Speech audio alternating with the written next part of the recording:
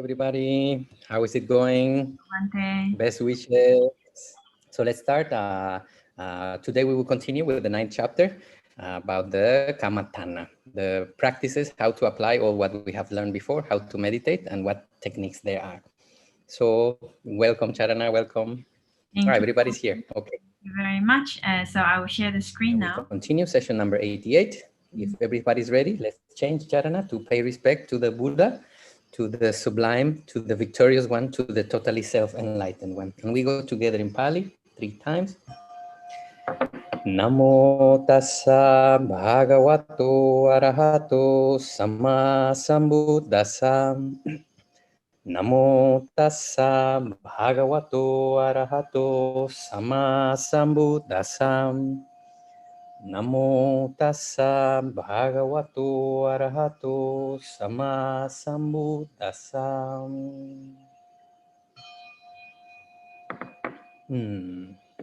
Welcome, everybody. Welcome, welcome. Let's see how far we can get today. Yes, welcome, everybody. So today we are going to finish actually with... Hello, Charana? Yes. Can you hear me? I think you got freeze. Oh, I'm okay. Yeah. Okay, let's go. Okay, so welcome, everybody. So today we are going to finish actually with the last part of Samatha, which is Abhiññā, and then we will enter to Vipassana. So last week we have seen the different stages of development of jhana, the preliminary, the access or neighborhood, and also we have the absorption, the jhana process.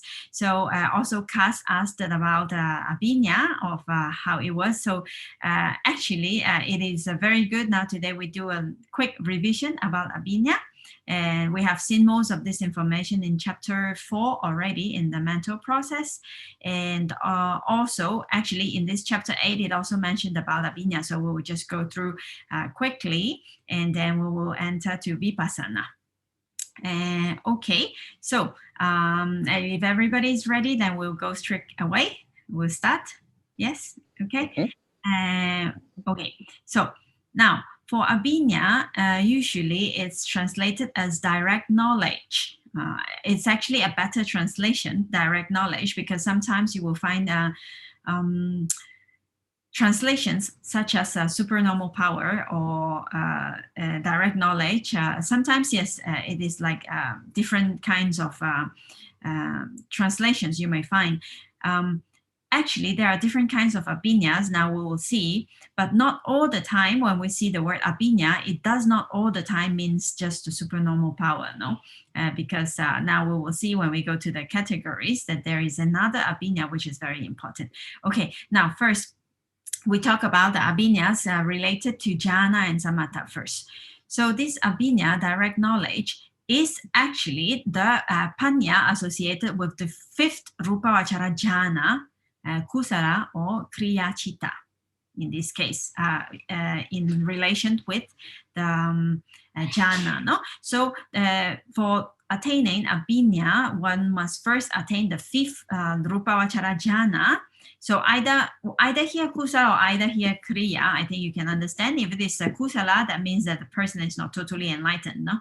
Can be a Putujana, mundane being, or it can be a Sotapanna, can be Anagami or Sakadagami. No? So if it is Kriya Chitta, that means an Arahant attaining the 5th Rupavachara jhana and performing those kind of direct knowledge. Those are the wisdom that is associated with the 5th Rupavachara jhana, Abhiññā here. No?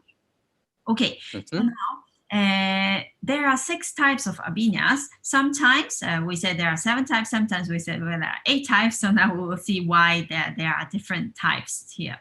So let's talk about first about those abhiññās related to the 5th Rupavachara jhana.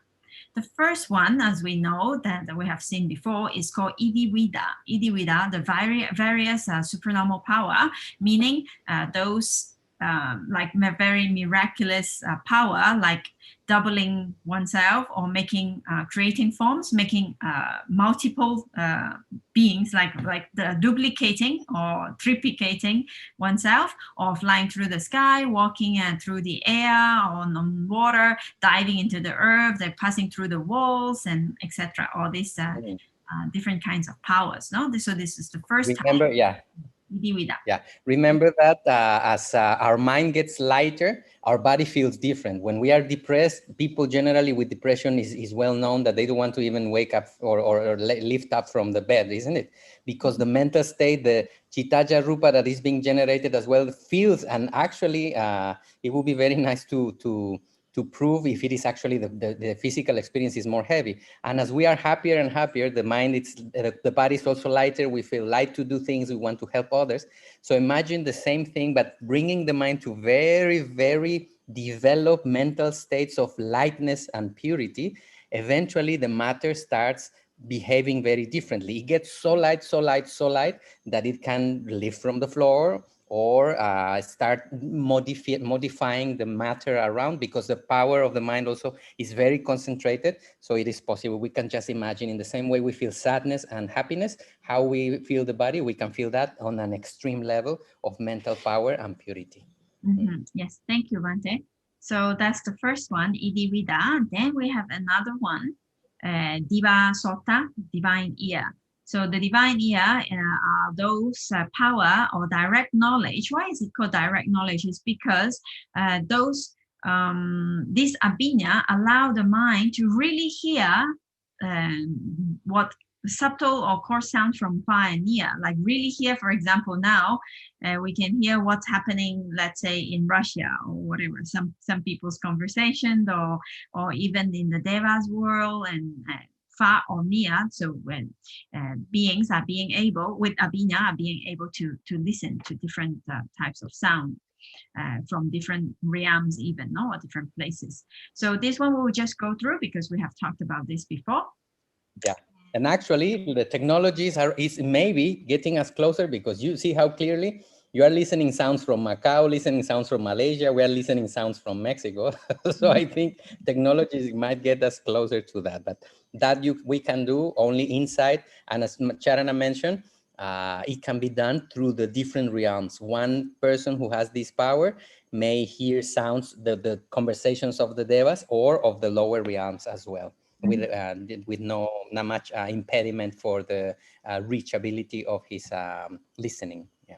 Yes. So this Abhiññā is clearly more powerful because we don't need Zoom, we don't need internet, we don't need electricity, we don't need the other person connected, so we can listen with Abhiññā. Okay. So now the next type is called Paṭicca-viññāna, or Cetopariaya Jnana. And so this one is the ability to read the mind of others. No, so this one, like the stories that we have told before from the Ajahn Pramod from Thailand. So we can so we can see that this is possible. No? This is actually really very nice to have people living nowadays that has this kind of ability. So we know that this is really possible. It's just not just stories or something that we need to believe in, but it is something that is achievable. No? Yes, Bhante, please. Yeah, and best of it, that they're using this power to help others. They can listen the mind of others, and then they practice as teacher, as Lumpos does. He's in the north of Bangkok. You can visit. We were there, and it's really, really impressive. He can really tell you what you're thinking, and then he tells you if you're practicing well or not, or what you should be doing, which are the parts of your awareness you are getting stuck. So it's very wonderful to have. You can find also videos. He don't speak English, but you can find some information online. Lumpo Pramod. I will put in the chat now his name. Yes, Charana, I do that, and then you can continue. Thank you so much. Okay, so that's the direct knowledge of knowing other people's mind. Now, there is another one that's called Pubenniwasanusati. So this is the ability to remember former existence. So with this power, then one can know who am I in the previous life, what have I been, where did I live, what kind of clothes did I used to use, what kind of food did I eat, who was my relatives, who were my relatives, when all these details one can know, not just from one past life, but from even past life. So one can see what happened in former existence. Okay, so this is another one, and then we go to the next one, which is Diva Chakku. Diva Chakku, divine eye, that's the knowledge of the divine eye, enables one to see subtle or coarse things far and near, also from other planes. So it's a little bit close and similar with that of a Diva Sota, no, with the divine ear, but this one is for visible form, so one can see. And now with this Diva Chakku, actually two other types of abilities are also included in Diva Chakku. Therefore, it is called 6 types of abhiññās. Now we'll see. The first one, which is also included, is called Paṭicca-samuppada jnana. That is the knowledge of the passing away and rebirths of beings.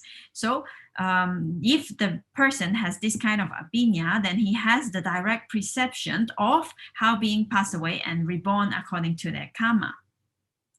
And so they know when they see the beings, they know where they come from, and or when they pass away, where they are going, because they can see according to karma how it works. No? So this is another type of supernormal power, a little bit like direct knowledge, which is related to Diva Chakku, to the divine. Yeah. As same as when we are distracted or agitated, it will be very difficult to remember where we left the keys, because the mind is very scattered. In the same way, when we bring such clarity and mental stability, the person just starts going back in his own life. It will be very easy to know where he left the keys, because the mind is stable. It will have these registered, and it can go back and back and back until he or she was in the womb. And then if she just makes a little bit more effort, he can immediately remember where he died or where she died, who he was, what people was around. And the more stable the mind, it just can go. All these records are on our mental potentiality, apparently. So they just are remembering back and back and back and back, and can see who they were, as Sharana says, many details about the place they lived, etc., etc. Yeah, so that was the direct knowledge about one's own rebirth, past lives, and this one is actually also possible to see other beings, where other people. Yeah. And where they are going, no? Okay, so this is also included in the Diva Chakku. And then there is also another one which is also included in Diva Chakku. This is the Anagatamsa jnana, the knowledge of the future. That is the power of knowing the future existence and the future worlds. These ones, of course, the future keep changing, because the karma of what we are doing at the moment depends on that. Then the future keeps changing. No, so one may say, then how do we know about the future if it keeps changing? Then it is not possible to predict exactly. No, so this actually is the kind of wisdom which knows about those things that are bound to happen. For example, when the Buddha. When our Buddha, the Gautama the Buddha, when he was in the life of Sumedha, and then he met the Dipankara Buddha. No, at that time, Dipankara Buddha, he knows when he saw Sumedha in that life, he knew that this being was special, and because of his quality and because of his resolution, then one day surely he is going to become the Buddha. Or maybe he cannot, maybe he might not tell or say exactly what is going to happen thing by thing in every kind of life during the 4 Asankheya and 100,000 kappa, but surely this being is going to become the Buddha. So he knows that in the future existence, in the future world, this is surely to happen because of those quality and because of cause and effect, no? Because he just know with these causes, these effects are going to happen. So this kind of knowledge of the future is also included in the divine eye. Okay, so now we have got 5 kinds of abhiññās which are related to the Rupavachara jhana. No? So now there is another type of abhiññā, also called abhiññā, which is direct knowledge that is not related to the 5th Rupavachara jhana. And this one is called asavakaya jnana. This asavakaya jnana translated as the knowledge of the destruction of taints. So this one is actually the knowledge or the wisdom which is super mundane, and then it is arised through vipassana meditation. Actually, in simple words, that means becoming an arahant, destroying all kinds of defilements. This is also called one type of abhiññā, direct knowledge. So because of this type of abhiññā, asavakaya jnana, wisdom, we have to be careful. Sometimes when we see this abhiññā, this word abhiññā in suttas, then we have to understand whether it is talking about those supernormal power related to the fifth rupavachara jhana, or whether it is talking about the total destruction of all kinds of defilements, meaning becoming an arahant. Because this one does not really, that does not necessarily relate to jhana or relate to this samatha meditation, no? Because one get this kind of direct knowledge through vipassana meditation, and the person can have no jhana at all. But this direct knowledge is also called one type of abhiññā. Until here, is that okay? Yes? Everybody okay? Looking good, looking good.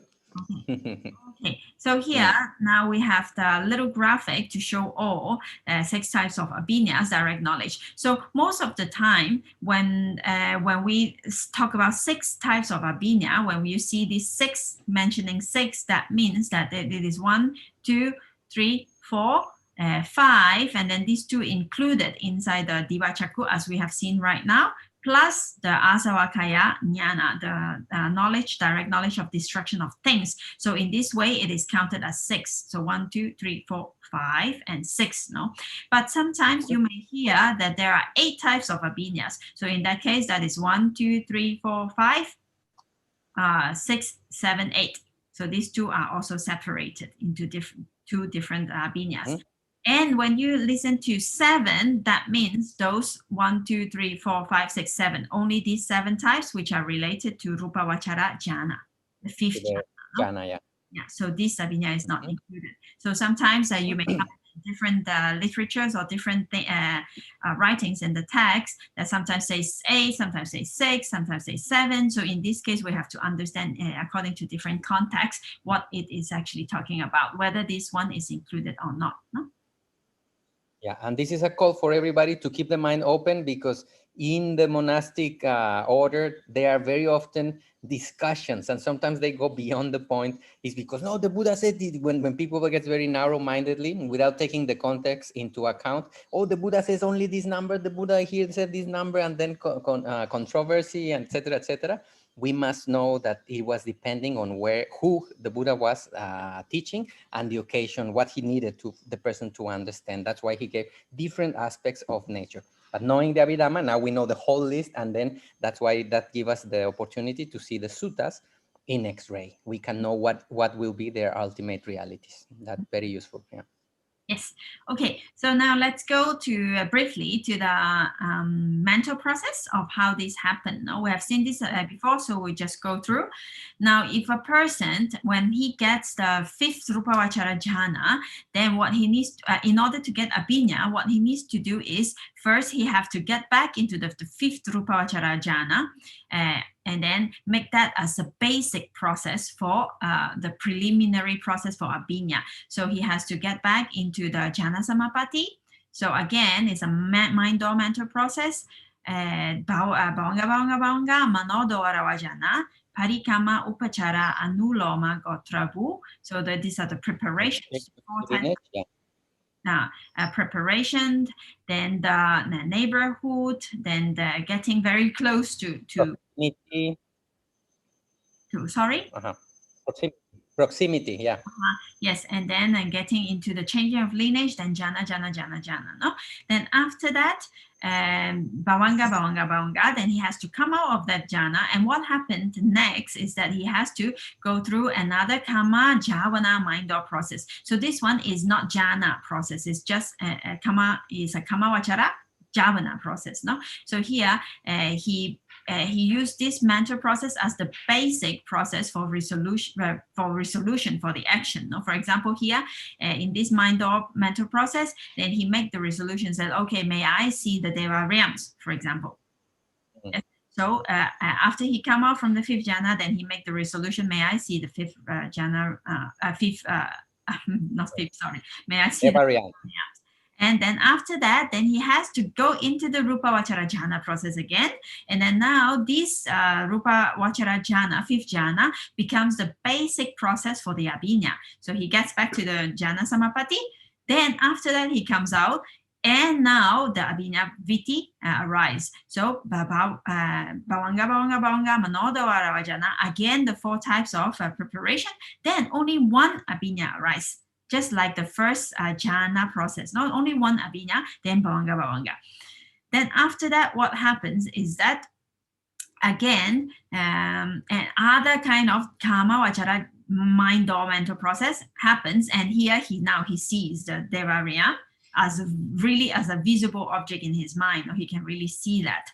So you see, Abhiññā is actually very powerful. Only with one Abhiññā Chitta. That Abhiññā Chitta is called Abhiññā Chitta, but actually it's the fifth jhana, fifth Rupa Vachara Jhana Chitta, working as Abhiññā. So it only arises once, but it allows the person to perform so much amazing powers. So this Abhiññā is very powerful. So with other types of mental process, then he performed. So this also answer the questions again as a revision of questions last week about like how is a person possible just being in jhana, only sitting there and performing all kinds of like walking through the walls. And it's not possible that he's just sitting there and closing the eyes if he's crossing the wall. Yeah. So actually that he goes through all this process, Abhiññā process arise, then he performed all kinds of these miraculous actions with other mental processes. I just want to point out that the most impressive that they sound, most incredible, apparently, we all have that potentiality. The only thing is that we keep our mind in a very low frequency of activity. So we have no contact with all of that. But if we continue trying our best with the jhanas or with the kasinas, trying to get there, maybe one time I may see somebody of you here arriving and visiting for a little while. That would be nice. And quite cheap also, that no immigration or COVID test required. You can just appear over here. That will be great. Immediately without having to travel. That's very nice. Just appear. Hello. Yes. That would be nice. Okay, so that's just in another format, just to have an idea. So the first go through Jhana Samapatti, come out from it, make the resolution with a mind or mental process, then again enter Jhana Samapatti, then come out from it, then the Abhiññā process arise and other mental process arise, whatever the person is performing. No? Okay, so that's about Abhiññā, and here we are closing the Samatha section of chapter 9. Okay. Sadhu, sadhu, sadhu. We're moving forward, moving well. So now we're moving towards Vipassana. So let's remember that Samatha is just the preparation. We are getting the mind strong, steady, and ready. So now when the mind turns towards and trying to understand the ultimate characteristics of nature, which is anicca, dukkha, and anatta, wow, because using that power, if we could do so many things already before, imagine if we have such a mind ready and start contemplating reality, wisdom will be flying, just moving from thing to thing, understanding, and hopefully with all that foundation, one can get or achieve enlightenment at that moment, total freedom from suffering. Yes. That is where we are going and moving. So now we will explore the characteristics, specifics, and ways of practicing of Vipassana. Yes. Okay, so now let's go into the Vipassana section. Before we start about Samatha, is everybody clear? Any questions? Or are we closing Samatha section here? Everything okay? Anybody? Question? Everything clear? Something? Yeah, it was very nice to see the last image. Sorry. Yes. Yeah, there is one question. It was very nice to see the last image, to see all the mental processes, how they're happening. Remember, we're looking with the microscope, very valuable and not very common information we are getting. So we get a better map on the head, how the mind is doing very minutely all these changes. Yes, Guillermo, welcome. Thank you very much for all the attention and kindness of this lecture too, as well as the other ones. And I would like to understand that these processes we have are not only one or all at the same time. You can have one of these superpowers, like for example, hearing, or both at the same time, or just one, and in the next step you will have 2 or 3 or 4 or even 5 or more. What are the process in fact? A very good question. So when a person, he attained the 5th Rupavachara jhana, this superpower does not come automatically. So it doesn't mean that when a person arrives to the 5th Rupavachara jhana, he must get all the abhiññās. No, if he wants to get abhiññās, after attaining the 5th Rupavachara jhana, he has to further practice in order to get those kind of abhiññās. So for example, he practiced for divine eye. So he may get, if he's successful, then he might get that kind of direct knowledge. Then he might see in different realms and with that direct knowledge. Or if he practice again for the divine ear, then he might get the divine ear. Then he practice again. So he has to practice in order to get. It does not come in like a package, like the full package. So some people, if they practiced and depending on their own ability and their tendency, then they may get all kind of powers. Or some people may have only one, or some people may have 2. So it depends on that person. Now, say a person, he does have 2. For example, he have Dewa Chaku and Dewa Sota. So he can listen and he can hear. So in that case, when he performed those abhiññā, then he might be able to see the Deva realm as well as listen, but it also does not happen at the same time. Although in experience, it does feels like right now, even for us, we are here listening and hearing, we feel like at the same time, right?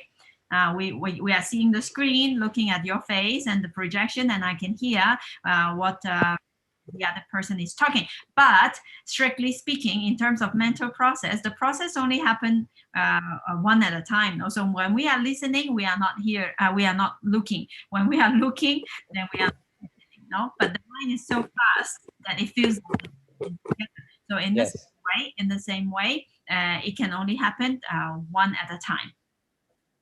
Yeah, I was about to say the same. Even right now in our own experience is happening. We know that the mind is only listening when listening, only seeing, only Chaku Viññāna is arising, but it happens so quickly that yes, it feels like a TV, like a movie happening at the same time. I would say that we can relate very closely to that, only that the mind is way, way much more power, and the capability of listening is beyond the distance, the sound audible is distance, and what can be seen is beyond the visible field. So it can start seeing things somewhere else.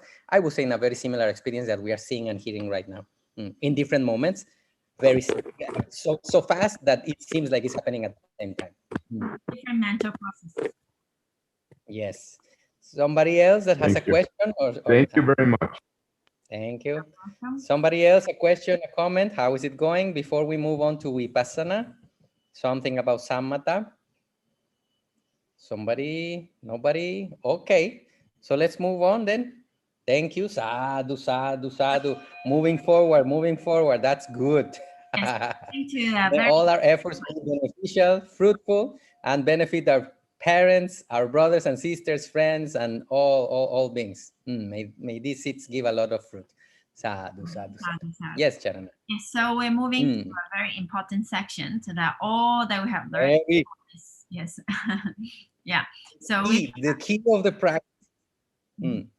Okay, so let's go. Vipassana, we have talked about this also before, but as a revision, it's very nice to, again, divide the word to see what it really means. So we here means in various ways, in different ways, in a special way, in different ways. And Passana means just seeing or knowing. So Vipassana, actually, literally, it means seeing or understanding or knowing in various ways, in different ways and in a special way, no? Okay, so seeing in various ways, what does that mean? Seeing in various ways means actually seeing mind and matter, nama and rupa, or seeing conditioned things, everything that are conditioned as how? As anicca, impermanent, as dukkha, suffering or unsatisfactory, and as non-self, anatta. So seeing these characteristics, anicca, dukkha, and anatta, of all conditioned things, of mind and matter, means seeing in a special way, hence means vipassana. So seeing in a special way will be, we can say also in a very accurate way, seeing through the eyes of wisdom, letting wisdom see reality. That is vipassana. That is the speciality of the we. The kind of seeing that is not just looking at the conventional experience of reality, but the deep sense, understanding their causes and effect and their intrinsic characteristic of always changing, insatisfactoriness because of that change, and non-self. It's just a natural process happening without much for us to control. We can just direct a little bit. So that would be the special thing, seeing through the eyes of wisdom. Yes, thank you, Bhante. Now, so in terms of a little bit of comparative purpose, and I put to this slide, for samatha meditation, sometimes, most of the times translated as tranquility or one-pointedness or concentration, right? And vipassana meditation, the insight meditation. So what are the difference? For samatha, it is the meditation which calms or subdues mental hindrances and mental defilements, meaning the nivaranas and kilesas, no? As we all know, then we have first the nivaranas, the 5 hindrances must be calmed down before concentration can arise, yes? And also, as well as at that moment, those kilesas, lobha, dosa, moha, and others, the 10 kind of kilesas, are also not arising at that moment, because these jhana chittas, they must also be kusala, no? So it subdues and then it temporarily suppressed those nivaranas and kilesas, so it cannot arise, and that is the main work of samatha meditation, no? Now for vipassana meditation is actually the meditation which is one step ahead. It is to eradicate all kilesas. No, so it does not just suppress it for a moment, but it actually eradicates it. How? By developing sila, samadhi, and panya. No, so morality, stability or concentration of mind, and wisdom. One suppressed temporarily, the other one takes forever away. Take from the root, finish. That person cannot get angry anymore. There is no more wood for anger. Therefore, vipassana is actually more, I would say, more important in this way, because it uproots it for good. No, so one never has to suffer because of that again. So therefore, previously, Bhante also said that samatha is only a preparation for vipassana, as the Buddha always direct all his disciples towards vipassana. Even he encouraged the practice of samatha, but he never encouraged anyone to stop only there. Well, whenever a person develops samatha, always the Buddha said, after samatha, you should go to vipassana, or go to the vipassana directly, or practice samatha for the sake of vipassana. Yeah, that's very important. And there is an immense difference. Yes, Casita, we will go now to your question. There is an immense difference between getting distracted from suffering and eradicating suffering. Very different. And actually in our daily living, we generally are getting distracted from suffering. We go to see a movie, we don't remember our pains because we are very entertained because of the story, whatever. But then later on, as soon as we come out, boom, the suffering comes back again because it was just suppressed temporarily. So the difference between samatha and vipassana is the difference of suppressing temporarily suffering or eradicating the cause so it cannot come anymore. Very different, very different. Yes, Casita, I saw you at some moment when I mentioned about dosa, there is no wood for dosa, immediately there was a reaction. Is going on that direction? Let's see. Somewhere on the neighbor. Yes, please. When it says that vipassana eradicates all the kilesas, it means after some time you practice it? After some years of practicing, or how?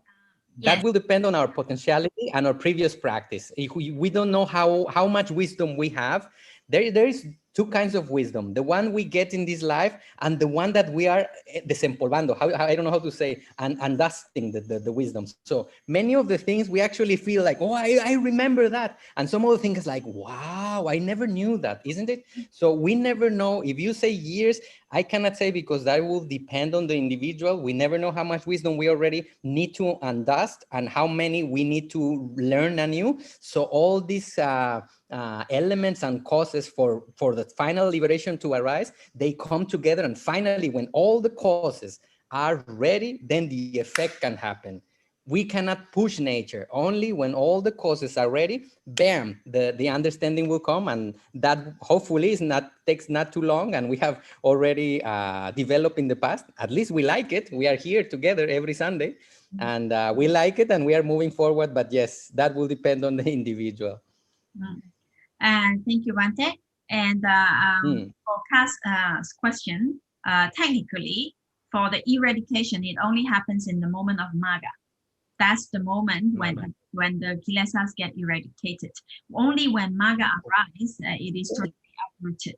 Now, as Bante said, before eradication, now we have to make it smaller and smaller, no? So by accumulating more and more wisdom. So that is through practice, but that we cannot say the word eradicate yet because it's not uprooted. So we are slowly decreasing, and gaining more and more and more wisdom through practice. And when Maga arises, that is exactly the moment where those kilesas or specific kilesas according to the stage of enlightenment, the first stage of enlightenment, only Ditthi and Vicikicca are being eradicated totally, no? So at that moment, that Sotapaddi Maga has the power to totally uproot these two defilements, and then those remaining are being weakened, but they are not uprooted yet. Yes. So again, then one practice, and more wisdom are being developed. And then when the, like Bante said, when all the conditions come together, then the Sakaragami Maga arise at that moment. Again, gets weakened. And so depending on the stage and Arahathood, then all kinds of kilesas are being uprooted at that moment. Arahata Yes. And yeah, and also at the same time, the more we try, the more we weaken. So it will be easier whenever it's like when we are trying to take a tree from the root. If you can cut it on top, but as long as the roots are untouched, the tree will come back again. So what we start doing through samatha, we start making a hole around the tree until we uncovering. Then at one moment, the roots have no more holding, and then we can really remove forever that tree. So samatha will be the work around on the ground to make it loosen, weaker. So at that moment, when it is ready, boom, we just uprooted, finished. The tree cannot grow anymore there. The tree of negativity, the tree of suffering. Actually, that's the tree we are planning to eradicate. Somebody here who would like to eradicate that tree from your mind? By the way, to everybody. So let's take it out. trying, weakening. One moment, push, it's gonna be out. Yeah. Patience, perseverance. Patience and perseverance. Inspiration. Just yesterday, well, this is extra information that we are talking right now. Yesterday, I was taking a class of Bante and Magavihari, Sri Lankan Bante. Very nicely, he explained about the fundamentals of Theravada teachings, and he was just talking about this Maga actually. So he was he gave an example which is really nice according to the scriptures. He was saying that somebody will ask like a Maga, when Maga, we all know that Maga Chitta takes what as object? Nibbana, no? Maga Chitta takes Nibbana as object, and at the same time it eradicates the mental defilements. So he was saying that somebody may ask, then how is it that the Maga Chitta takes Nibbana as object, but it eradicates the defilements? Why not it takes the defilements as object and then they eradicate the defilements? No, and so he said that, but Maga Chitta, it takes Nibbana as object, and then he said he gives an example. He said. According to the scriptures, he said, for example, when a person, let's say he lives in a country where the situation is very bad, like political situation is also bad, the country is very poor, and there is civil war, and all the situation, there is no work, unemployment, and so everything gets so bad in his country. But at the same time, so he's thinking that I want to go somewhere else where it has a better living, no? Better country, I want to move. But at the same time, because although the situation of the country is so bad, but he was born in that country, so somehow he is still attached to that country, no? So he said, should I go, should I not go? That it's kind of the situation is very bad, but it is my country and I was born here. So that country might be called samsara. Yes, that my country might be. Yes, and then? Exactly, it's called samsara. Well, anyway. Oh, and then? Bhante said, it is only until that person, he really arrived to the other country, and then he really experienced the peacefulness of living in the other country. They said, wow, this country is really so peaceful, and it is so calm, and it is so nice, and there is no war, and it is so good that definitely I'm going to live here. I'm not going back to my country anymore, I'm sure. So only until that moment he is sure that he don't want to go back. No, otherwise he's still, should I go? Should I not go? I kind of want to go, but I still attached here. So Bhante said, in the same way, only when the person really experienced through direct experience Magga, with the Magga Chitta, Nibbana, so he really know the peace of Nibbana, then he really decided he don't want to go back anymore. Also, we cannot take darkness with darkness. We only take darkness away with light. So Nibbana must shine the light on the ignorance and bush, just take it away. At the very moment when we turn the light, darkness, two things happen. Light appears and darkness disappears in the same very moment. Yes. Okay, Charana. So I think we can move on. Something else, Casita? Everything is clear? Everything okay? Okay, very good, my dears. Very nice to see you, everybody. Big hugs, big hugs. Big Malaysian hug. Yes. Okay, so let's continue. Okay. So now we are looking at samatha and vipassana in a very brief description. And now in ultimate reality, vipassana meditation is actually panya, amoha. No, so it's synonym to the cetasika, panya, and amoha. And for samatha, tranquility meditation, we can say that it is actually in ultimate reality the cetasika of ekagata, samadhi. No? Samadhi. So when we see samatha, then we know it is a synonym with samadhi, samatha, samadhi. And vipassana, we have to know that it is synonym with panya and amoha in ultimate reality. That already gives a very good profile of each. One is concentration, one point, and the other one is understanding. Very different, but they need both together. We need to have the mental strength in order to understand properly. So both needs one to the other. Tang, tang, tang. Yeah. Yes. So here it also.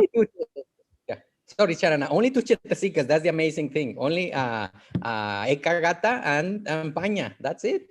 The two mental ingredients that we are trying to foster, and of course it is aimed at it is aided by many other things around it, but definitely ultimately these are the two ingredients of concentration and clarity of mind that we are aspiring for while practicing. Yes, so as Bhante said, that this is the chief, no, let's say, because it needs all other ingredients as well, no, because Noble Eightfold Path, there are many ingredients and all must be developed in order to gain the Magga, no, the eight Maganga must be developed also. No? So now here also one other thing that I would like to mention is that, as you can see, samatha is a synonym with samadhi. So therefore, sometimes when we see the word samatha in the scriptures, don't always immediately think that it is talking about samatha meditation or the jhana practice. No, so samatha sometimes can mean samadhi. So if the context is talking about vipassana, that's why sometimes some people might get confused because they see samatha, so they will think that, oh, then we must first develop jhana before doing vipassana because they see the word samatha. Yeah, but actually samatha is a synonym of samadhi, so it can actually means the samadhi which is very well developed in order to develop vipassana, but it does not necessarily mean samatha for jhana. It can mean kanika samadhi as well. No, this is samatha. So whatever it may be, jhana or not, it only means concentration.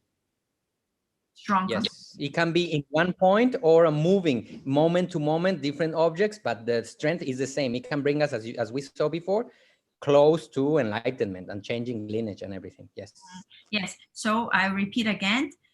Be careful when you see the word samatha in the scriptures, especially in the suttas, because samatha. No, Charana, the word samadhi, no? Samatha. Samatha, okay, so. Samatha. Okay, yes, go ahead. Samatha. The word samatha is synonym as samadhi in many contexts. So whenever you see the word samatha in the text or in the suttas, don't always think that it must be jhana. So it can sometimes it can only mean samadhi strong enough for wisdom to arise, for vipassana. So not all the time jhana. Good. Okay. Yes. Okay. So let's continue. Now, let's go a little bit more into details of vipassana. Now, we are saying that vipassana is seeing in various ways, no? So seeing conditioned things as anicca, dukkha, and anatta. No? So here, these three characteristics are important for vipassana meditation. So now let's go into the three characteristics, which we already have seen before, but let's go through again. So these three characteristics, we are to see them in all kinds of conditioned states. So meaning phenomena. Phenomena. Okay, now the first of these three characteristics is anicca. Anicca, impermanence. So impermanence, we always see this impermanence in nature, like this cocoon, like this butterfly. We see it easily, like things change, things keep changing, even in the season that we see all the time. Nature is changing and changing and changing. But then, how about us? Are we ourselves part of nature? We always see that things are changing outside, but we forget that things are also impermanent in here. Yes. So we think that outside everything is changing, but I'm not changing. No, I'm always I and me and mine. No, we forget. Yes. We are also part of nature. Somebody here is developing already gray hairs. Somebody, raise your hand. Yes, they're starting to come. It's gonna come more and more, and the teeth will fall down, and the wrinkles will become deeper. Here we go. Exactly. Wow. Wow.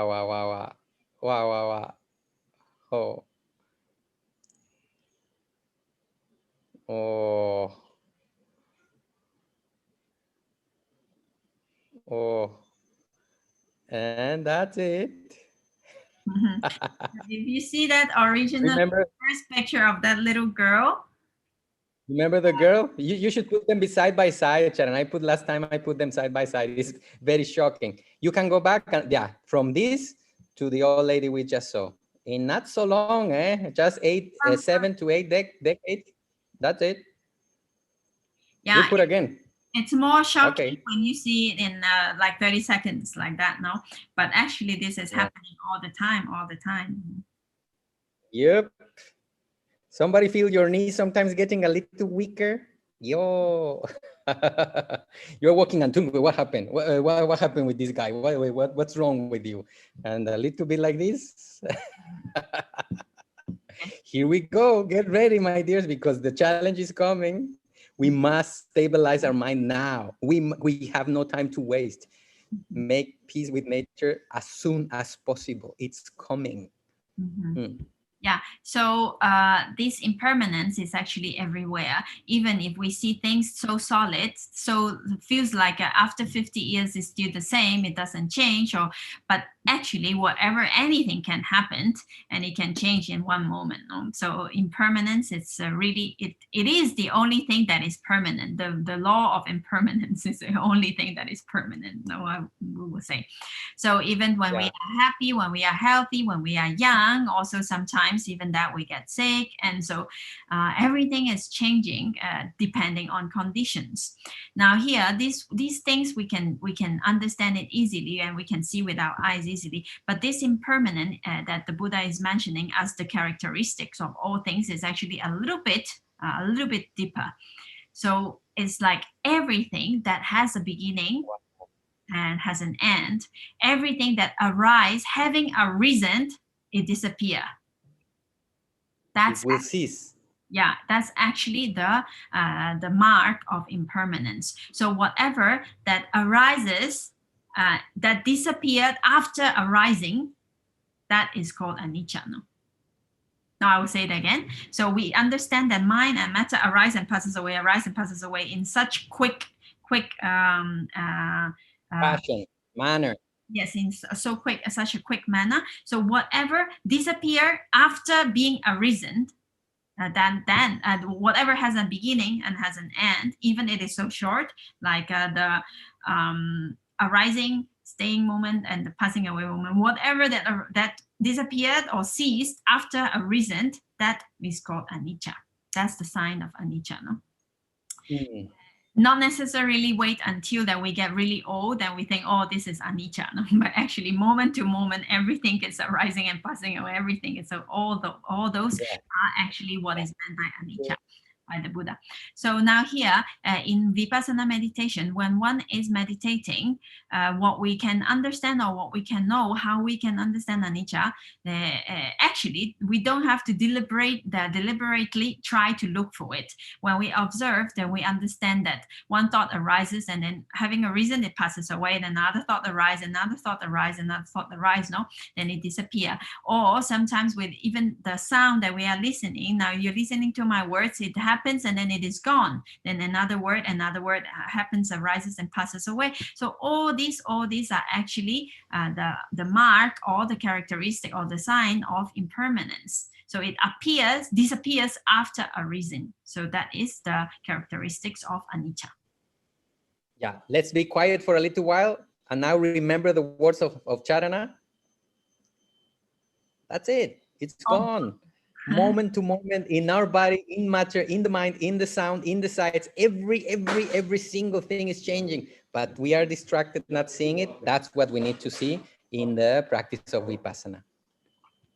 Yes, so that is the first characteristic, universal characteristics, anicca. So teacher says that Sayadaw Silananda and all other teachers also, if you want to know whether something is anicca or not, try to find out whether it has a beginning and an end. If you find something that does not have an end, or does not have a beginning and nor an end, then that is not anicca. So if you can find something like that, please let us know. Just remember, the universe had a beginning. So can we see something outside of it so we can start understanding the degree of what the Buddha was pointing out? It's a big thing. It's so big that we fail to see it. It's just in front of us. We are it. So how to understand something that I am? So yes, we need to clarify our mind and start looking into the right places. The universe had a beginning and it will have an end. Whatever is inside the universe will have the same fate. Yeah. Okay, so that's anicca, and then let's go to the next universal characteristic, dukkha. Dukkha, most of the time you may find that it is translated as suffering, but there is also another translation which is also good, which is unsatisfactoriness, no? So we may see that sometimes when we see the word dukkha, most of the time we think that it is like that pain or suffering or that kind of dukkha, but actually just that things arises and passes away, that they does not last, that is already unsatisfactory, no? That is already dukkha. So it's not necessarily only very painful or very sad situation, no? So even that's why, even with these good situations, even when we are enjoying, when we are having the best, the most delicious ice cream or whatever, we're having anything that is good, that moment is really good. Then when we may say that it is not dukkha at all, it is so enjoyable, no? When we are doing this. But because it does not last, it arises and then it passes away. So in that sense also, it is also dukkha, unsatisfactory. That's why a more accurate translation of the word dukkha will be unsatisfactoriness. Because of it, even the pleasant sooner or later will change. Because of anicca, then dukkha starts arising, because it definitely, even very pleasant, very happily, it will move away, and then we will be, if we are attached to that thing that is moving, we will suffer again, either for good, either for bad. So that's why the unsatisfactoriness will be much more accurate. Yeah. Mm-hmm. Because we suffer because of change itself. So that's why going away from changing, from the law of nature, from the round of samsara, then the suffering ceases. We start seeing the depth of the suffering we are dealing with. If something arises and passes away, that sooner or later will generate suffering. Mm-hmm. Yes. My dear family, this is very interesting. We are in a very interesting situation, a very nice adventure.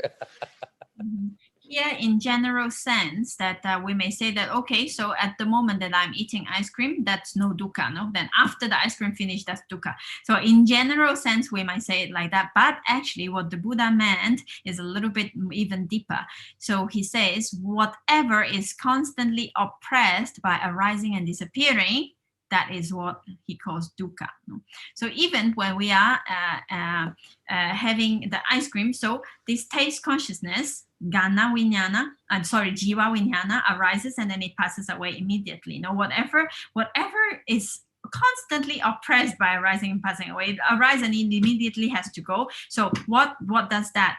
All kinds of chitta arise and passes away immediately, and rupa as well. No, as we have seen in all the previous chapters, whatever constantly arises and passes away, that is what is called dukkha. So in that case, all conditioned things arise and passes away.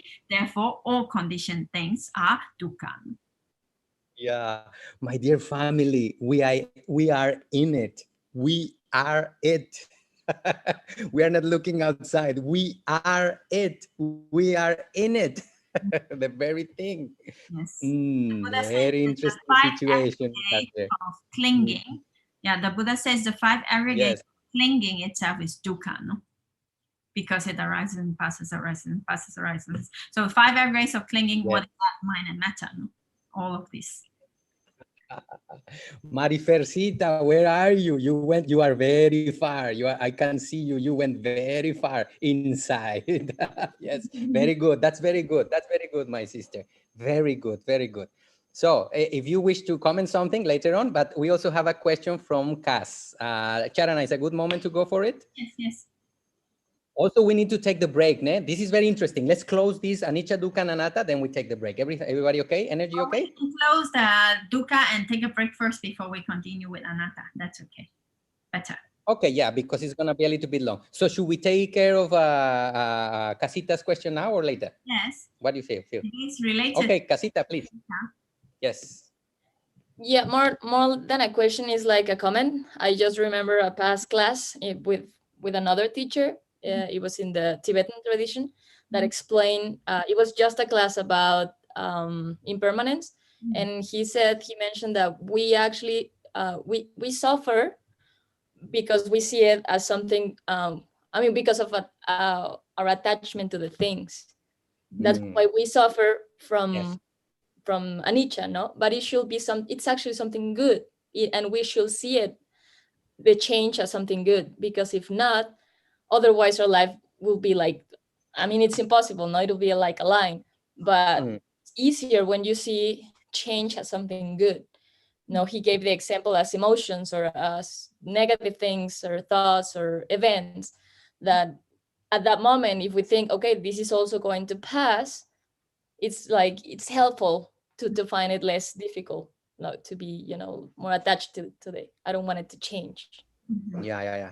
I would say that instead of just looking at it like a positive thing, like a natural thing, it's already there.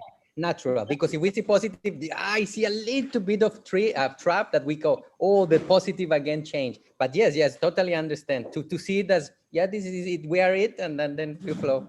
Who was him? Just curiosity. It was in, what was it, Alex? It was Sechin, I think. It was in. When you remember, you tell us. I don't remember the name of the monk. We went a couple of times, and then we found you, and we started. That was then long ago. We already have some time. Yeah, exactly. It was before we met you. Very good. Okay. So yes, Charana, let's continue. We finish with dukkha, and then we keep anatta after the break. And then if Marifercita or later, if you feel only wish to share how far, where did you go? You were very far. Good. So just gonna make a little comment before all this. Yes. What you and Cass were saying, that it reminds me that Sayadaw Tejaniya, he always said that things are not good nor bad, they are just as they are. So of course, I understand very well. Then to think that changing is good also, then it makes it more positive. No, the whole thing, which is very helpful, and I agree, and it is helpful. But just also a reminder that with the eyes of wisdom, because if we see that things are good in this way, then we are still tending towards the attachment of attaching to good things. No, we are trying to see the good thing about nature things, and then wanting to stay in the good side. But with the eye of wisdom, actually things are just as they are. They are neither good nor bad. It is just as it is. So that is more tending to the equanimity kind of understanding. But of course, thinking that way, it's more helpful in daily life. Yeah. Okay. So thank you for your comment. And Definitely, because if we see in a pessimistic way suffering, oh my God, get ready. We are looking suffering with a pessimistic view. Oh my God, forget it. We are gone. Yeah, exactly. It was related to that. Instead of seeing life as suffering, and how I suffer, how much I suffer, is like, that's not very helpful. And it will make people like develop some how do you say, like aversion towards it. And this is very important to do, because often as you know, the Buddhist teachings sometimes many times is misunderstood as pessimistic. Oh, they're only looking at suffering and all that. No, we're looking at suffering because we want to understand the sickness first, so we know how to get freed from it. We know how to get cured.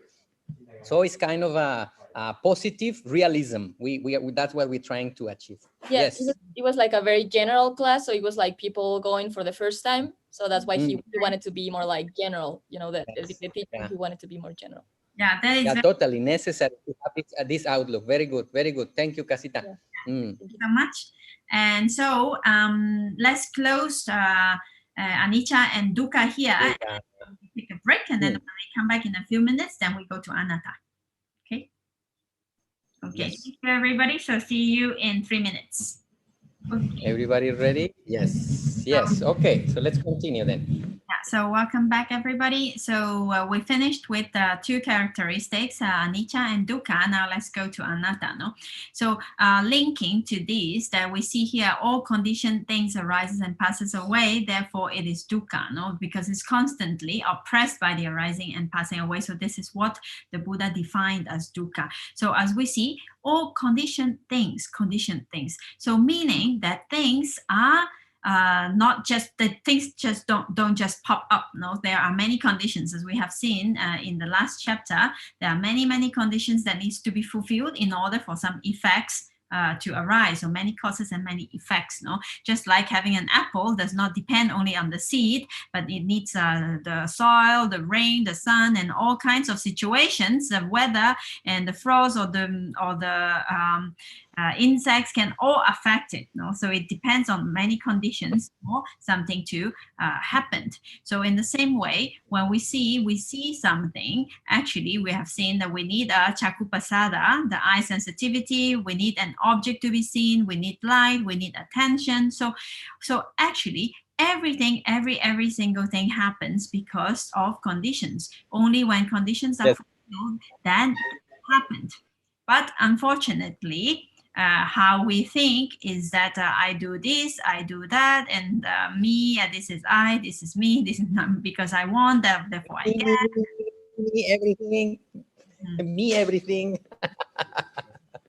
Yeah, so we forget that things does not depend on me, but it depends on many conditions. No, so even scientifically, that we have seen before, that the brain, even if we study the brain, there is no one central part that coordinate everything. No, that does everything, but every little part does their own job, and they don't even know that they are doing that job. No, there's just things just happens in a natural process. No, so and we are still obsessed. Me, yo, I, mine. Crazy guys. Yes, so there is no this director that we think inside the brain saying that I do this or I do that. So only things happens depending on condition. So with this, we come to the last characteristic, which is non-self. No, so non-self. Yes, so non-self have another definition or another mark or characteristics, that is out of control. So actually, whatever that we have no control of is anatta, because we cannot really say that we want it this way or that way. So say easily, how about our body? Do we really have control over our body? Just a little while ago, Bante was asking this question. So also a lot of. So make it stay young. Make your body stay young. Okay, let's try, everybody. No. We can try in many ways, but in reality, it just keeps changing according to nature. So we have no control of it. So even getting sick, we can prevent. We can try our best to take care of ourselves. But from time to time, this body does get sick. Yes. Even if Botox will not help. Botox will not be enough. Yeah. And even if we do stay healthy, we cannot escape from old age, So it just happens. And at the end, no one also can escape from the last moment of this life, which, well, unfortunately or fortunately, we get reborn again and again and stay in samsara, rolling and rolling. But the only unfortunate thing is that if we do not attain Sotapanna-hut, the first stage of enlightenment, then our destination is not sure. We do not know what we have done in our past lives, and so anything can happen. We can go anywhere.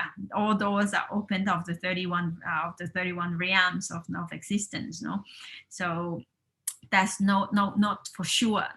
But anyway, the main point here is that we are not in control of our physical body, nor are we even in control of the mind, of the what we call emotions, citta, cetasikas. Do we really have control? Sometimes we want to be happy, but we get angry, or depends, or really depends. Everything depends on situation. We are not that wise yet. If we are, it would be really good. But sometimes we wake up and we want to be really have a very nice day, be very happy, but then we meet all kinds of these situations.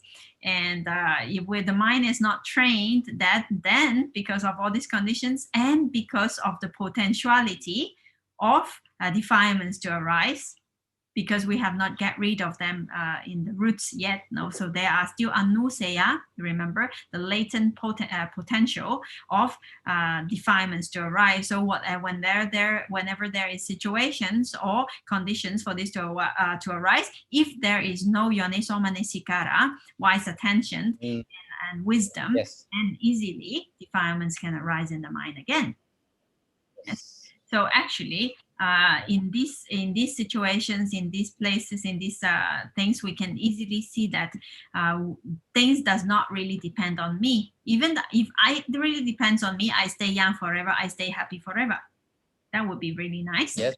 Yeah, but that is not possible. Not depend on many situations. So that shows how it is non-self, how it is out of control. So if we have no really control over things, then we cannot really decide because this and this and this, and because it depends on condition. So it actually we cannot say that this is I or me or mine. So that comes to the third characteristic, universal characteristic of all conditioned things, which is anatta, non-self. Anything else to say? Or we can think of it out of control as just a part of nature. It's nature, it doesn't belong to us. It's doing just what it knows how to do, the body and the mind, and we are just witnessing it. We can direct it in some way, but yes, we cannot control. Who can control our minds or our emotions? Oh, how much we will wish. But yes, we are getting closer by eradicating the ignorance behind it and get free. But we might not never control it. Nature will continue to do its thing. Even the Buddha had migraine. Even the Buddha died from indigestion. He couldn't, like any human being of us, died and suffered old age and sickness, but his mind was totally at peace. We cannot change the physical pain, but the mental pain is optional. So that is what we're trying here, because the body will continue to do its job without asking as much. Yes. Anatta. Yeah, so that is anatta. Anatta. Yeah. Yeah. So for anatta, one of the mark of anatta is that we cannot exercise control over any conditioned things, no? And another meaning of anatta, sometimes it is also translated as no soul, no? So this no soul, meaning there is no core, no any we cannot find any substance inside the thing. So this is another meaning of things, of anatta. No? Yes. So because things are impermanent, they arises and passes away. There is nothing that does not change inside, and like this is like a core or soul or something that pass from life to life or whatever where we want to say. Like this life pass away, so the soul migrate to another body, or that, but the soul does not change. So nothing like that. So there is no inner core or something substantial that is there all the time. So because of impermanence as well, no, things arise and pass away. Because of impermanence, things are dukkha. Because there is dukkha and impermanence, so we cannot say that this is I or me or mine. Yes, Bhante? Yes, and in our culture, as we know, to start speaking about non-soul, there is no soul. Wow, it's like putting lemon onto a wound, isn't it? So let's be very careful around. But yes, that's it. This is really saying the soul, the notion is just a conceptual way of relating towards nature. Some characteristics of nature are there happening by causes and effects. I mean, by many causes, the effects are giving, but actually there is no core there that is guiding or directing or that moves from place to place. Everything starts with anicca, changing, moment to moment, die and born. Then the process of old age is just happening in front of us. No soul, even we want to resist. There is no hay alma, señoras y señores. Aquí esto se pone duro en nuestra cultura. Yes, Luis Alejandro Merodio, por favor. that one sounds kind of strange, but but it's my name, actually. I'm not very used to hear Luis. Thank you, Bhante. This particular aspect of anatta, it's one of the, as you mentioned, one of the toughest to explain to people who's used to any other spiritual tradition. And sometimes I've encountered some questions that I cannot find hard to answer in terms of, even if it's just a potentiality which travels from life to life, let's say, where do you store that potentiality? That's something someone asked me, and I said, well, that's a good question. I will ask to my teacher. Yes, that there is actually no storage. Because, karma, there is karma, actions are being done, and then it leaves a potential there. And then when conditions are fulfilled, then the result happens. So the easiest example as a musician that you can give to your friends is that it's just like holding a guitar. And then the guitar has the potential to make music, right? Does it? It does, yes. But where is the music stored inside the guitar? Where is it? So only there is a guitar, there's potential for music, but only when the musician take the guitar and play it, then the music comes up. Well, then there are music, yes, there are potential for music, but then where is the music stored before you play it? It's nowhere. Yes. For example, my two hands can make noise, isn't it? But where is the noise right now? There it is here, look. Only when the conditions are right, the potentiality is already there to make sound any moment. Look. But now, where is it?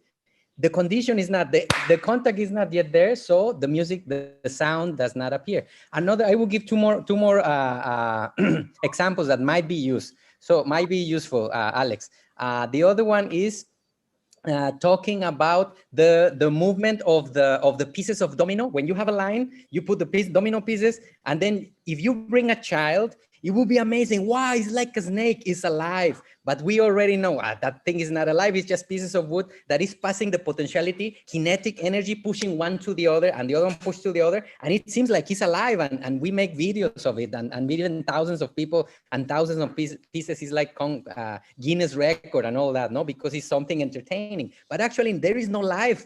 Everything is lifeless. In the same way, you can explain the units of consciousness. One passes the baton to the other one, passes the estafeta, I don't know how to say in English, it passes the potentiality to the other one, and the other one becomes alive, but then when it dies, before dying, it passes to the other one. So it is not stored in anybody, but in everybody at the same time, whenever they are active. So it pushes, and die, pushes and die, pushes and die. There is no one that stay alive forever. It's only the potentiality moving from moment to moment. Another way, we are in the street, the gasoline of un bocho, de un carrito, it gets over. And then many people comes to help and then start pushing the car, bringing it close to the gas station, pushing. And at some time they stop pushing and the car continue moving. It will be the same as asking, where is the energy? Where does the energy of the people stay? Is it in the car? Is it in the people? Nobody's pushing anymore. So that inertia, that kind of a momentum that gets, we can understand consciousness that happens in the same way, passing all the characteristics, memories and all things from one to the other. So there must not be necessary a receptacle that is holding the whole thing, because there is no atta. There is nothing holding. It's just this one passed to this one, but now this one passed to this one. Or you can say in another way, it's like playing papa caliente. Everybody's passing the papa, but it is just passing to the other. No one wants to hold it and just pass it to the other. And the papa continue moving without belonging to anybody. So anatta, it's a fact. It's just a movement. It's a flow. It's an energy. I don't know how to say. Feel the force. Luke. Yeah. Yes, Cass. Cass. I'm sorry. I have another question. No, sorry, my dear. No, sorry. It's wonderful. It's wonderful. Wonderful. What about, I understand, and I don't totally understand, but I totally agree that there's no self. Yeah. But I'm thinking about, our karma, because it counts, our previous past life, they count to the present and to the next ones. Where is that? Where is that registered? That is the estafeta that you pass. You pass the karma. Okay, because it's just reality that being passed. So when karma is being done, then karma has different stages. So first karma, we do an action, yes. Then it leads the karma sati. This sati is not mindfulness. No, this sati is like a paṭicca-sati. Sati means force. So there's this karma force. So the karma is done. Then there's the karma force. Then later on, then vipak, when conditions come together, when it gains opportunity to arise. Not all karma gives result, no? Because when conditions, when there are no conditions, then it does not give result. So it's not necessarily that all karma give result. Otherwise, nobody can be really liberated. Throughout samsara, so many karma. Until when are we going to finish? Burn it. Yeah, because sometimes in Hinduism there is this idea of I pay my debt, no? I pay my past karma, because of past karma I have to pay, no? So if we have to pay everything, then it is quite endless, because while we are paying, we're doing more things. So until when are we going to stop? Yes. So therefore, not all karma gives result. Only when it gains the opportunity, when there is sufficient conditions come together for this karma to arise, then it gives potentiality. Then it gives the result, and it gives vipaka. No? For example, just like when we say that a matchbox or a lighter, so there are gas inside, there is this sparking stone, and then so if somebody but there's no fire, but there's potential for fire. So if there is potential, if there is condition for someone to come pick it up and then switch it, turn it, then fire comes out.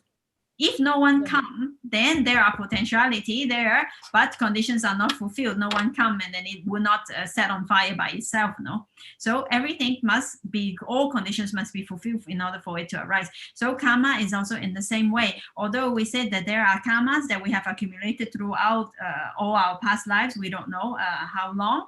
So at this time, only if conditions are fulfilled, those karma will have the opportunity to arise. If at the next moment, or if in this very lifetime we become an arahant, then all the karma that can produce a new life are all gone. because there are no more conditions for production of a new life. So all the karma that are capable to produce a new life, they doesn't work anymore. But of course, when we are still alive, we're not passing away yet in this lifetime, then those karma that has potentiality to give result in this lifetime, that can still arise because there can still be condition, no? Yes. So, and regarding your question, Katita, regarding your question, where is it? That is the very thing that one chitta passes to the other one. That is the stafeta that is passed. All the previous karma, it's already accumulated and being modified by the present chitta. It is active. It is not like memories only. It is being changed by our present actions together with the past, and that is the very thing that one chitta passes to the other one and the other one to the other one. That is the object. So it is actually not stored nowhere but in consciousness itself. But since consciousness is based on units that is arising and passing away, arising and passing away, it's just passing all this energy, all this potentiality, as Charana said, she's mentioning about when it's going to be active, that potentiality, but actually all this potential is just being passed from moment to moment to moment, dying and borning from each consciousness until passing from one place to the other. I mean, everybody understand it in a way that is easy for everyone to understand. I mean, individually, but personally, I'm not so sure if I would say that it is being passed moment to moment, because it. For me personally, it sounds like it is stored inside the chitta, and then everything is stored inside one chitta, and then it gives to another chitta, and store inside this chitta and give to another chitta. No, but personally, I would say that there is just. Oops, sorry, the screen. Yeah. Personally, I would say that it is nowhere, and it is just an energy, just a potential, but it is nowhere. It's just a potential that when conditions arises, then it comes out. For example, when we see then a mango seed, our teachers use this example a lot. Inside the mango seed, we cannot say that new mangoes are being stored inside the mango seed. It cannot pass new mango to the mango seed, but the potential of giving is there. But it is not physical. Information to make more mangoes, yes. Yeah. So if you cut open the seed, there is no tree, there is no leaves, there is no roots inside, there's no new mango. We cannot find it anywhere. But there's the potential. If you plant it, if there is right condition, then the trunk comes out, then the leaves come out, then the fruits come, flower and the fruits come out. Where was it? Where were all those flowers? It was not inside the seed. What the passing is the potentiality. As you say, Charana, sorry to interrupt. I'm not saying that the action is there, but precisely that, the potentiality is being passed from moment to moment, because that's the only thing that is moving from one place to the other. But as we understand, look, we already explore this. I already mentioned that culturally very difficult to be understood. Even we have had a familiarity with this topic, still the mind cannot make it. So we still need to continue investigating until we make it our own experience and see it directly. This is why getting enlightened becomes difficult, because how to see what we are in essence. So let's continue trying. We can continue this longer and longer, but yes, there will be, where is the potentiality stored or moved? But yes, it is definitely active and ready to be in motion whenever the conditions are ready. It was great answers. Thank you. The example of the mango seed was just really, really good. And I also forgot about this aspect of karma, that it's not all the time, not all the karma develops. So that's pretty clear now. Thank you. Yes. So we're getting closer and closer. Everybody, let's move together and see when the real understanding clicks in. Okay, so thank you very much, everybody. So now here we come to conclusion of the three characteristics, which is anicca, dukkha, and anatta. And here is a little mark or little characteristic, so sign that we can know whether something is anicca, dukkha, or anatta. So if something disappears after being arisen, after arising, it disappears, that we can say that it is anicca. And if something is being continuously oppressed by the rising and falling, rising and falling, rising and falling, that can be called dukkha. unsatisfactory, because it's always arises and passes, arises and passes. And if something, then one cannot have control over it, or there is no inner core of it, then we can call it anatta. No, so this anicca, dukkha, and anatta. Now, since in this chapter we are talking about meditation, vipassana meditation, so how do we see these characteristics in actual experience in the meditation? No, now our teachers, he always mentioned that it is not necessary. Seattle Silananda in the book also, he says that it is not necessary that we try to find out anicca and dukkha and anatta. We just practice and observe. Whatever arises passes away. Yes, so this is, and when we are observing and observing, this experience or this understanding comes to us, let's say. It just happens, no? So we'll see whatever object we observe, may it be a sound, a sight, or a thought, or any types of mind, that it always arises and then it always passes away. So through looking and looking and looking at this, then we understand that things are anicca. So when we understand that things are anicca because they arise and passes away, then the understanding of dukkha also arises, because all the time it never stays. It all arises and then it passes, arises and then passes, arises and then passes, and it's always being oppressed by this nature, no, arising and passing. And because of that, then actually, what can we call self if everything is just being conditioned? So through the vipassana meditation, slowly the mind gets to understand these characteristics by itself. So by understanding one characteristic, one understands the other two. So you can pick any. Some people sometimes understand one aspect of anatta or another aspect of anicca or dukkha, depending on the personality of the meditator. Then, by understanding one, the others are also being understood. Yeah, the teacher says that enlightenment is a room with 3 doors. You can arrive from any of them and you are in already. You can come in from the door of anicca, understanding anicca. You can come from the door of understanding dukkha or anatta. It will vary depending on our ability and tendency. Yes, okay. So here, then we conclude about the 3 characteristics, which is important from vipassana meditation. Later on, we will just mention the 3 characteristics so we know what we are talking about, no? Okay, so now we still have around 20 minutes. How does everybody feel? Is it too much content already? Should we stop here or should we go ahead a little bit? Yes, Alex wanted to say something. Yes, I just realized I came across with this beautiful little paragraph that I sent Cass earlier this week about impermanence and no self from Thich Nhat Hanh.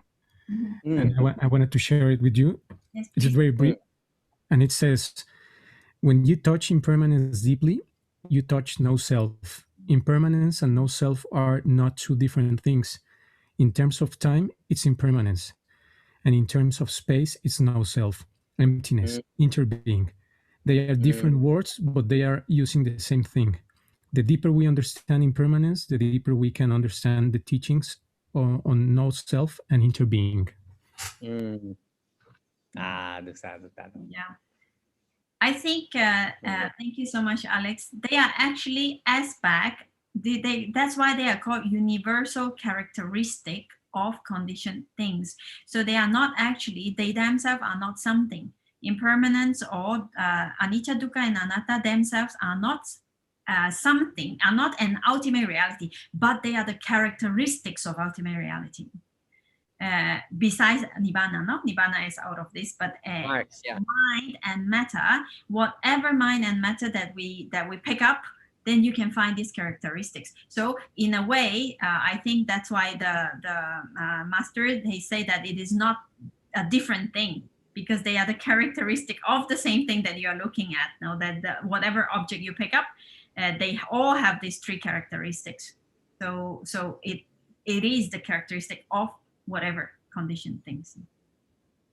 Yeah. Thank you so much for sharing. Yeah, and it is true. The more we understand about anicca, then the more we understand about the dukkha and anatta, and vice versa, no? All of them actually.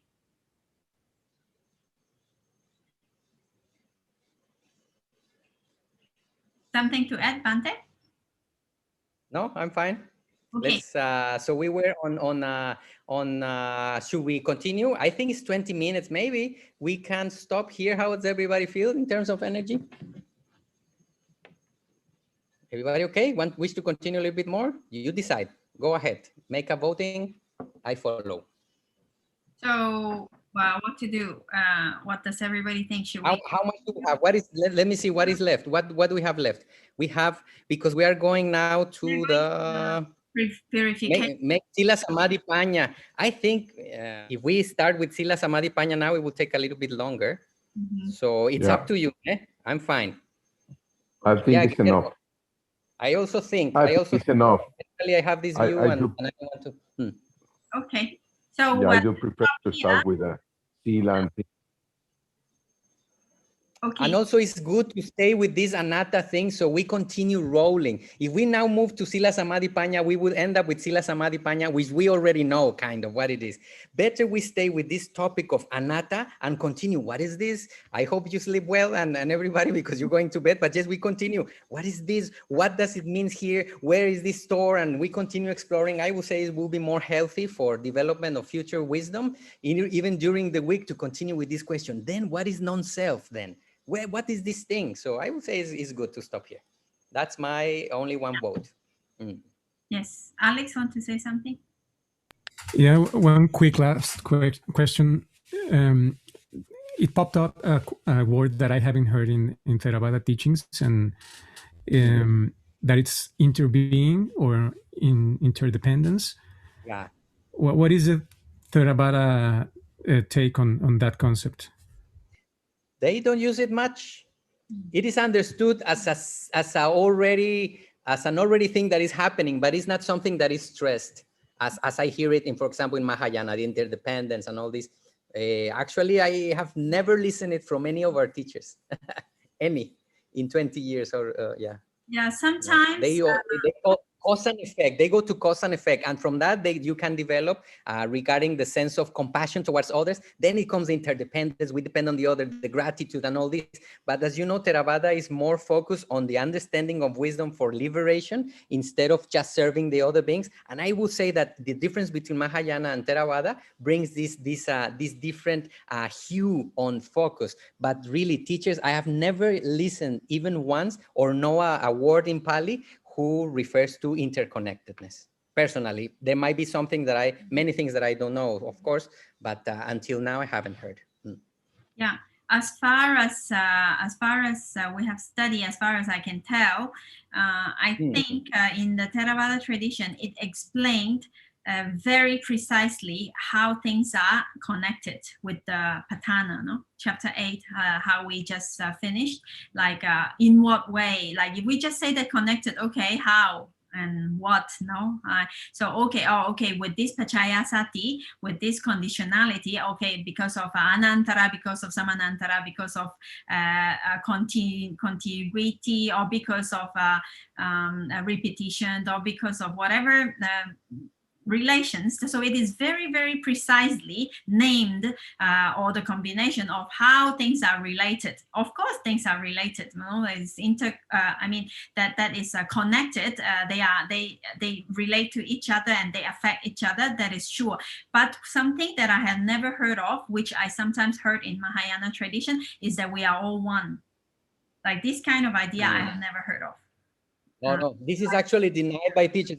And another thing to add to this, Alex, I think it's gonna bring some other avenues for contemplation, is that generally in Mahayana, when teachers are speaking about interconnectedness, they are generally referring between beings. And let's remember that being is a concept, not an ultimate reality. A person, there is no person starting with. So when you connect to everybody is interconnected, it's actually just in the conceptual side.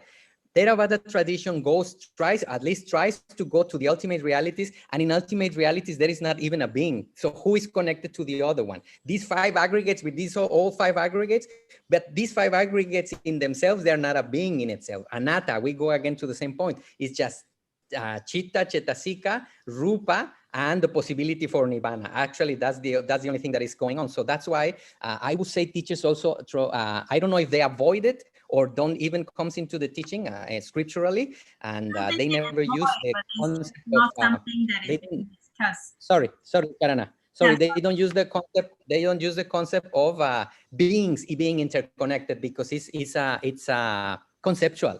We're talking about concept too. Yeah. Yes, Charana. Sorry. Yeah, I said that maybe teachers, they don't try to avoid, but it's just not something that is mentioned in the teaching. And I think it's a beautiful concept that that of course we take care of each other and we are related, but I like it. It's all being one. That it sounds a little bit more like a Hinduistic idea of like we all united in the Brahma, or with the Brahma, or something like that. That I have never heard. I like to use it personally for developing appreciation and gratitude, and it works wonder, and metta and compassion. Yes, but not in the teaching itself of developing wisdom. Yes, Alex, perdón. I think it goes, for what I heard, it's not just related to the beings, that I totally understand what you're saying, that it's a conceptual thing. But yes. I've heard it, like, for example, they mention, if you take a piece of paper, that piece of paper has like an amazing amount of interconnected things just to be paper, and so you are able to hold it in your hand. Like there's the sun, there's the rain, there is the tree, that the people that was involved, the people who build the roads, the truck, the driver, and you keep going and going and going and going, and that's what they call interconnectedness. But yeah, I know it sounds more like this oneness of Hinduism that I also agree is not the case. But so to get more, sorry. Yeah, but it serves just as a starting point for what Charana mentioned, that if you go deeper in the Patana, there's all the connections that you need to explore. Yes. That's what I was about to say. Yes, in that sense of connectivity, yes, Patana will give you more answers than you can expect. That will be the avenue to open. Then how things are related, matter to matter, matter to mind, mind to matter, mind to mind, etc. Ooh, it will be endless. Yes. Thank you so much. So the way is Patana, Don Alex. I think you are looking for some Patana exploration. Sounds like, smells like. Okay, my dear family. Thank you very much, everybody. Anybody who wish to add something else before we finish? Somebody, everybody okay? So let's keep the notion of anatta. Yes, Marifer, adelante. Thank you. Well, just to clarify the time when you saw me like going far away. Yeah. Where were you? I did, and it was like when you just, I mean, Charana was explaining dukkha, and then you just say, I was into it, and then you just say like, we are that, and that just hit like strongly, and I was like, okay, and I use I in this moment because it was like this whole thing, and so that's when I went, and then it was like a train of thought. So it was like knowing that everything is arising and passing away, and how we open. Sometimes I react to that, and usually after a few processes it becomes dosa in my case, which is very, very useful. I mean, it's usually the way it goes. Yeah. And then finally, and to share with you guys, because I owe to your teachings this, like I'm very close to my mom, and she's very old, and she had a knee problem like a few weeks ago, and it's still going on. But in the past, when those things happen, I used to like feel compassion, but then it was like contaminated with desperation because things didn't go the way we wanted, and then I ended up with dosa. And now I react very differently to that, and I was very conscious of that, because now I can be like really compassionate. Yes. And then because I understand and accept. With equanimity. So that means compassion now, Karuna, is being accompanied with equanimity. You understand? Yes, nature is like this, something like that. Yeah. So I mean, one thing led to another in my head, and now I wanted just to share it with you guys, with all of you, and thank you guys, because things like this happen, and then I'm like, oh well, I mean, it's working. Yes. Very good, very good, very good news. Sadhu, sadhu, sadhu. This is actually very nice because this is the power of information. No, our teacher says that when all that we have explored, all that we have learned, there are things that we may remember, there are things that we might not remember, but it doesn't matter. Whatever we have heard, it is in the background of the mind. So whenever situation arises, that some kind of understanding just pop up, just like what you are saying at the moment. Like you're not really thinking about the teaching while you are in that situation with your mom, but then these ideas just come up because it is already there. So that I think this is really very beautiful, because this is how the Dhamma take care of us. We take care of the Dhamma, then the Dhamma take care of us. Whenever situation arises, then this information or this idea just already there. So we are kind of looking to life through the lenses of the Dhamma. This is very beautiful. Yes, very nice. And I have better news for everybody. My dear family, we have more information that we have ever needed already inside the head. So just keep it in the head, and whenever the situation is ready, the wisdom will pop up. We have put effort, and I want to focus on that. May all our noble efforts give many fruits. The information is in. We can trust on our previous kusala that we did, sitting here and learning and understanding. Keep it there. And in the same way that we are seeing with Marifer, thank you so much, my dear sis, that is just popping up and making sense of it, allowing us to suffer less and understand things and move forward. Let's wait for all this information to continue going. This is just the beginning. The seeds are in, so let's just continue watering them with some faith, sada, some continuous effort and investigation. So that will be the el abono, how you say, the fertilizer for these seeds, and may the fruits be plentiful. Let's hope that it also benefits our parents, as it is happening already in the case of Marifer. Our papa, mama, brothers and sisters, we share with them the merits of our good actions. Our friends, family, neighbors, pets, people we know, people we don't know, people with whom we have had trouble in the past, may they be well together with their families. We release all the grudges, we release all the tensions, and may all beings in the universe be continue benefited by all this wisdom. May this wisdom last for many generations. Now it's in our hands. Let's try our best to keep it fresh, new, giving fresh fruits, so we have new, fresh seeds, hopefully to give to the next generation. Thank you very much, everybody. Blessings for ourselves, our family. Sadhu, sadhu, sadhu for the noble efforts. Thank you so much, everybody. Have a very good night, and we'll see you next week. Good night. With Paṭicca-samuppada, and then we will go to the 7 stages of purification, which is very interesting, and the 10 and more kinds of Vipassana knowledge. Yes, sadhu. We continue next week, and we close up with a beautiful short blessing so you are going now to bed. May you have very sweet, wise dreams.